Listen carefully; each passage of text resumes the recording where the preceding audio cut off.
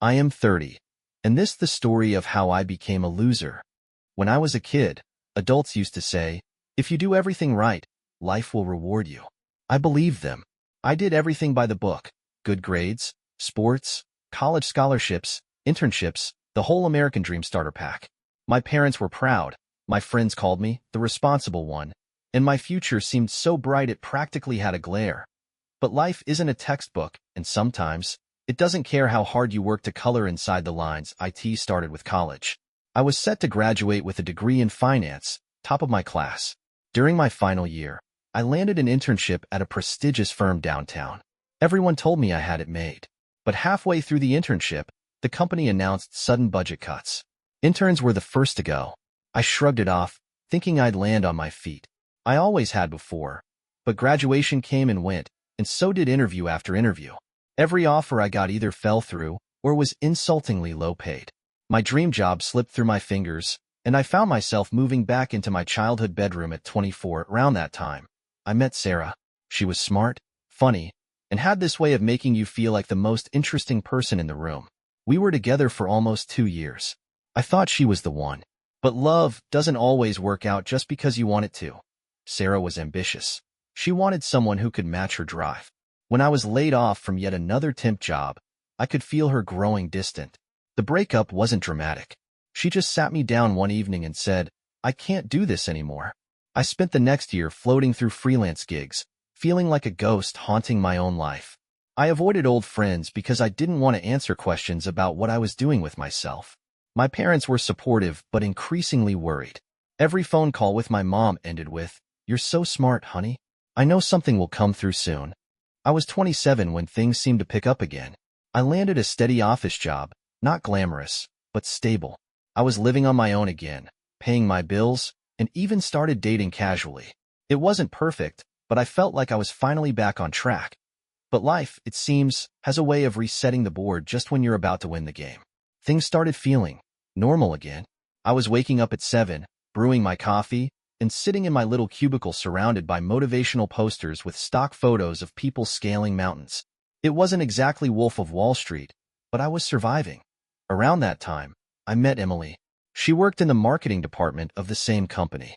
Emily was warm, spontaneous, and had this laugh that could cut through even the dullest Monday morning fog. We started seeing each other after bumping into each other at the office kitchen one too many times.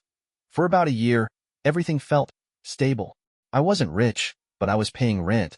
I had someone to binge Netflix with, and I didn't feel like such an embarrassment anymore. Emily and I even started talking about moving in together. And then came the layoff email. Just another casualty of company restructuring. I had to pack up my desk while Emily watched, wide-eyed and helpless. I wish I could say I handled it with grace. But the truth is, I spiraled. The weight of not again crushed me. I spent weeks glued to my couch, surrounded by empty takeout containers and rejection emails. Emily was patient at first, trying to pull me out of my slump. But patience has a limit. One night, she sat next to me on the couch and said, "I can't keep watching you do this to yourself." She wasn't cruel about it, but the truth still hit hard. Emily was moving on, and I wasn't. The breakup felt like a rewind of Sarah, only worse because this time I couldn't pretend it was anyone's fault but mine. BY 29.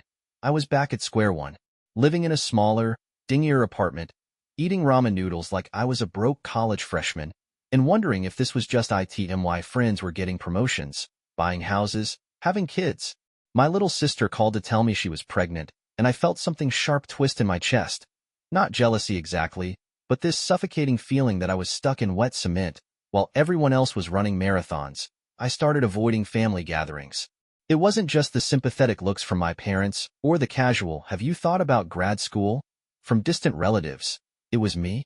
I couldn't face them because every conversation felt like another reminder that I was failing. On my 30th birthday, I sat alone in my apartment, eating a slice of cake I'd bought myself from the grocery store bakery.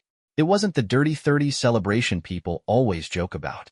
It was just me, the flicker of a single candle, and the heavy silence of missed expectations. That night, I stared at my reflection in the bathroom mirror and thought, is this it? Is this just who I am now? There's a quiet sort of decay that happens when life doesn't go the way you planned. It doesn't hit all at once. It's a slow drip. You stop answering texts from friends because you don't want to explain your latest situation. You wake up at noon on weekends because there's nothing worth waking up early for.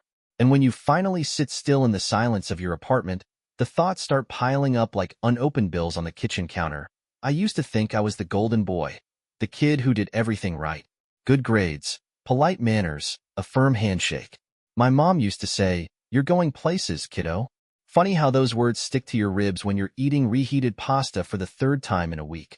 Sometimes, when I couldn't sleep, I'd go over every major decision I'd ever made, like a detective reviewing a cold case. Did I pick the wrong major in college? Should I have stayed with Sarah and tried harder? Was there a single moment where I could have turned the wheel and avoided this ditch entirely? The worst part isn't the uncertainty. It's the voice in your head that gets mean. It tells you you're lazy, that you're soft, that everyone else is carrying the same weight, and you're just too weak to shoulder it. I remember being 15, lying on the grass after a high school soccer game. My team had just lost, and I was staring up at the sky, feeling like the weight of the loss was entirely mine. My coach walked over, crouched down, and said, "It's just a game, kid. You'll bounce back." I believed him then.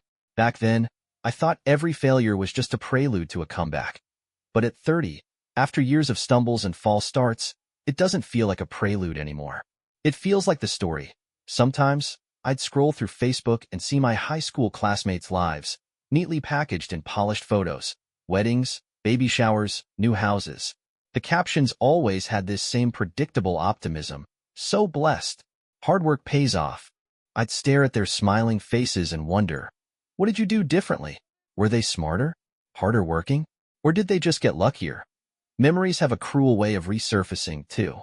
I'd remember my dad teaching me how to tie a tie before my first big interview. The way he clapped me on the back and said, "They'd be lucky to have you." I'd remember Sarah and me sitting on a park bench, eating ice cream and talking about our future house, the one with the porch swing and the golden retriever named Max. I'd remember Emily holding my face in her hands after I lost my job, her voice cracking as she said, "I just want you to try, okay?" I've always been good at wearing a mask. People see you smiling, cracking jokes, holding it together, and they think, he's fine. They don't see the 3 a.m. spiral, the nights spent staring at the ceiling, the heavy sighs when you check your bank account. But the worst moments weren't the loud, crushing failures. They were the quiet ones. The Tuesday afternoons when I'd sit in my crappy office chair, staring blankly at a spreadsheet, wondering if this was all my life was ever going to be. I think that's the scariest part about being stuck. The fear that this isn't temporary. That maybe this is it. Maybe some people just don't bounce back. And yet, despite all of it, the self-doubt, the regret, the suffocating silence, I kept waking up, day after day, even when I didn't want to, even when it felt pointless. I'd drag myself out of bed, pour myself some stale coffee, and press on. Because deep down, buried under all the noise, there's still this tiny, stubborn voice whispering, "You're not done yet." I think people underestimate how exhausting it is to stay afloat when you feel like you're made of lead. Every day felt like treading water in an ocean with no shore in sight. Just gray skies and cold waves, over and over again. But the thing about humans is we adjust. We normalize the weight. At some point, I stopped expecting anything from life. I went to work, came home, watched TV, and scrolled through my phone until I fell asleep. I told myself this was enough, that the ache in my chest when I saw someone else's success would fade eventually. But there's something about being 30 that makes it harder to lie to yourself. I started noticing little cracks forming in the carefully built walls around me. Like when I'd see a dad playing catch with his kid at the park, and I'd feel this hollow ache deep in my ribs because I couldn't picture myself being anyone's role model. Or when I'd see a couple in a coffee shop, leaning over their lattes, their faces lit up with something warm and unshakable, and I'd think, what would it feel like to have someone look at me like that again? I used to be someone who made people proud, someone with potential. Now I was someone who people pitied, someone who old friends would talk about in hushed tones at reunions. Man, I wonder what happened to him. But then, something strange happened. It started small, a spark, barely noticeable. I was walking home from work one evening, earbuds in, hands stuffed into my coat pockets. I passed a bookstore, and for some reason, I stopped and went inside. The smell of old paper and coffee hit me, and it felt like I could breathe for the first time in weeks.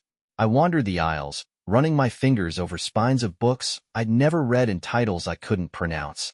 Eventually, I picked one at random, a dusty paperback about some guy who walked across the country after losing everything.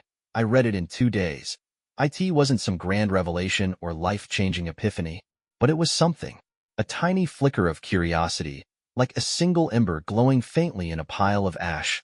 After that, I started going for long walks. I'd pick random streets, random parks, random cafes. I'd sit with my coffee and people watch, trying to remember what it felt like to exist in a world that didn't revolve around my failures. One weekend, I signed up for a cooking class at the community center. I was the youngest person there by about 2 decades, but for 2 hours every Saturday, I got to forget about job searches and broken relationships. I focused on chopping onions and stirring sauces, and for a little while, I felt present. I wish I could tell you this was the moment everything turned around, that I landed my dream job, met the love of my life, and rode off into the sunset. But life isn't a montage. All I knew was that for the first time in a long time, I was doing something just for me. Not because I thought it would lead to success or fix my problems, but because it made me feel human. Some nights, the old voices would creep back in, the ones that said I was wasting time, that I was falling even further behind. But there were other nights, quieter ones, where I'd stand on my tiny balcony with a cup of tea, staring out at the city lights, and feel okay. Not happy, not successful, but okay. And sometimes, okay is enough to keep going. There's a moment, usually late at night, when the world feels quiet and still, where you realize how much you've been carrying. The missed opportunities, the ghosts of old relationships, the words you wish you'd said, and the ones you regret saying. It's like a backpack you forgot you were wearing until your shoulders start to ache. I've always been good at carrying things quietly. If I was hurting, I'd keep it tucked neatly away behind a tired smile or a casual shrug. I never wanted to be the guy who made people uncomfortable with his problems. I didn't want anyone to look at me and think, poor guy. But carrying things quietly doesn't mean you're carrying them well. One night, after one too many drinks and an infomercial blaring on the TV in the background, I started sorting through an old box of keepsakes. Ticket stubs, birthday cards, little scraps of a life that felt like it belonged to someone else. I found a photo of me and Sarah at the beach, squinting into the sun, her arms slung around my neck. Then a note Emily had left on the fridge one morning. You've got this. I believe in you. I sat on the floor of my living room, surrounded by these relics of a different version of myself, and I felt this sharp pang of grief. Not for them, but for me. For the guy I used to be, the guy who believed in his own future. It's funny how grief doesn't always come for people who've died. Sometimes, it's for versions of ourselves that didn't make it. I started realizing how much of my life I'd spent trying not to disappoint everyone. My parents, my partners, my younger self. Every decision I'd made was soaked in fear. Fear of failing again, of looking stupid, of being seen as weak. But fear is exhausting. It's like carrying a stone in your pocket everywhere you go. I thought about calling my parents. My mom had texted me a week earlier asking if I was okay. I'd replied with the usual yep, just busy, and left it at that. But now, staring at those old photos and notes, I wanted to hear her voice. I wanted to tell her something, anything, but I didn't call. Instead, I stood up, put the photos back in their box, and shoved it into the back of my closet. The next morning, I woke up with a headache and a heavy feeling in my chest. But there was also something else, a flicker of clarity. I couldn't keep doing this. I couldn't keep waiting for life to come and fix me, so I made a list. A stupid, cliché list on a crumpled piece of notebook paper. It had 3 things on it. Get a better job. See a therapist. Call a mom. It wasn't a grand plan, but it was something. And honestly, something felt monumental compared to the nothing I'd been dragging myself through for months. The thing about change is that it doesn't come with fireworks or swelling orchestral music. It comes in tiny, unremarkable moments. A slightly better day at work, a phone call that doesn't feel forced, a night where you sleep all the way through. I didn't become a different person overnight. I didn't wake up suddenly brave or unshakably confident, but I started showing up for myself in little ways. I updated my resume and sent it out again. I looked up therapists in my area and scheduled an appointment. I even texted my mom back with more than just 2 words. It wasn't easy. Some days, it felt like trying to push a boulder up a hill in the rain. But I kept going, not because I was inspired or motivated, but because I was tired of being tired. And somewhere along the way, the weight on my shoulders started to feel a little lighter. Not gone. Not forgotten. Just lighter. Things didn't magically fall into place. There wasn't a turning point where everything suddenly got better. But the fog started to lift, and I could see a little farther ahead. Even if the horizon was still blurry, I kept showing up for therapy, even on the days I felt stupid sitting on that couch, trying to explain why getting out of bed felt like an Olympic event. I kept sending out job applications, kept going on interviews where I shook hands and smiled even though my voice sometimes trembled. Eventually, someone said yes. It wasn't a dream job, but it was steady, and it was enough. I started texting friends back, even if it was just a casual, "Hey, have you been?" I called my mom more often. Our conversations stayed light. Weather, TV shows, her garden. But they felt real in a way they hadn't in years. And somewhere along the way, I stopped feeling like I was drifting. I wasn't sprinting forward, I wasn't thriving, but my feet were moving in the right direction. There were still bad days, weeks, even. Days where the weight crept back in and pressed down on my chest until it felt hard to breathe. But there were also better days. Days where the sun felt warm on my face, where I laughed without feeling like it was a performance, where I caught myself planning something beyond next week. I still don't know what comes next. Maybe that's okay.